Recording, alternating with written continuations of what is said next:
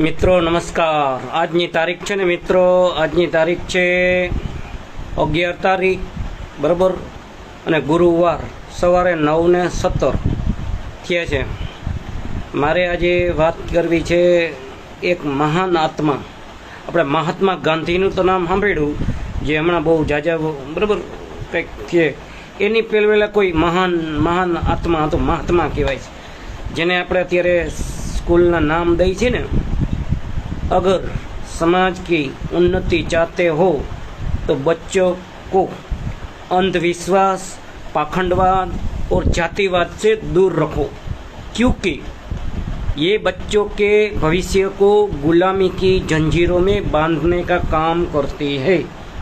महान समाज सुधारक महात्मा ज्योतिबाराव फुले અને અમે આ સંસ્થા યાની કે સત્વરા સેના એજ્યુકેશન એન્ડ ચેરિટેબલ ટ્રસ્ટ અધ્યક્ષ હોદ્દાની રૂએ યાની કે હું ગોવિંદી ગણજારિયા, રાઇટર ગોવિંદી ગણજારિયા બરાબર, અને અમારું આ સપનું 2011નું છે।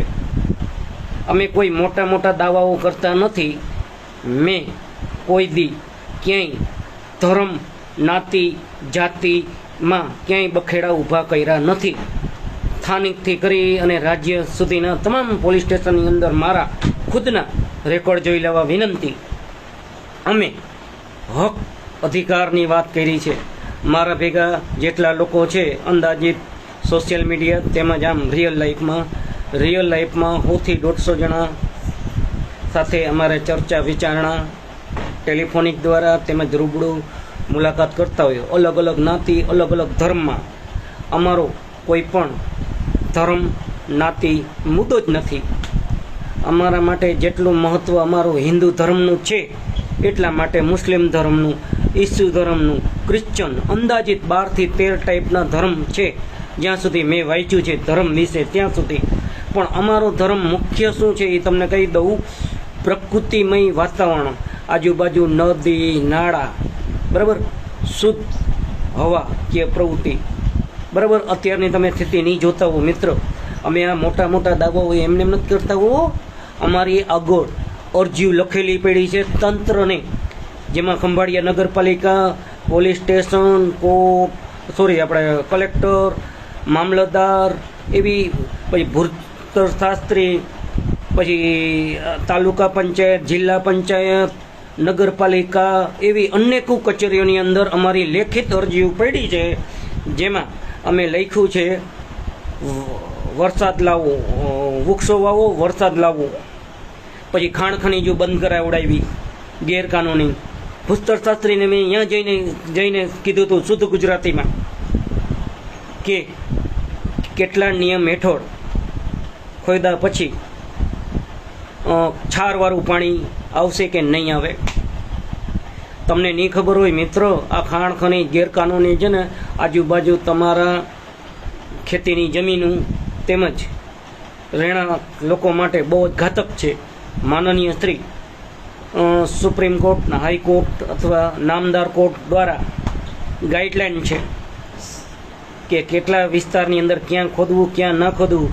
આ ગાઈડલાઈનનું પાલન ન કરીને સ્થાનિક કચેરીઓના અધિકારીઓની શું હાલત થાય એ ખબર છે ને?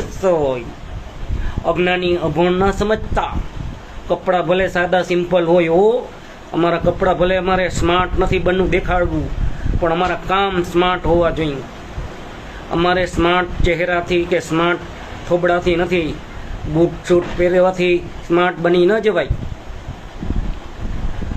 મારે મુખ્ય મુદ્દો એ કરવો છે। હજી એક બીજા સાહેબ યાદ આવે છે, મામલતદાર ચિંતન વૈષ્ણવ સાહેબ, એની પુસ્તક તેજોવત બુક વાંચી લેવા વિનંતી મિત્રો।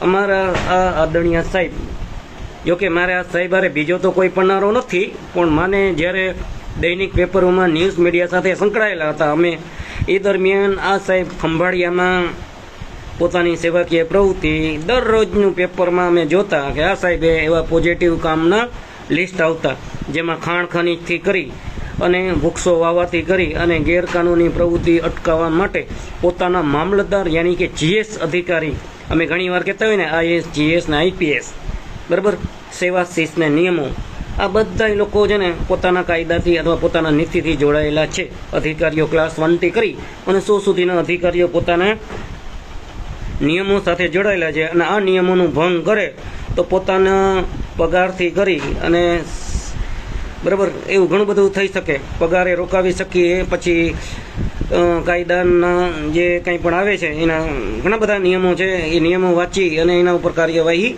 કરાવી શકીએ.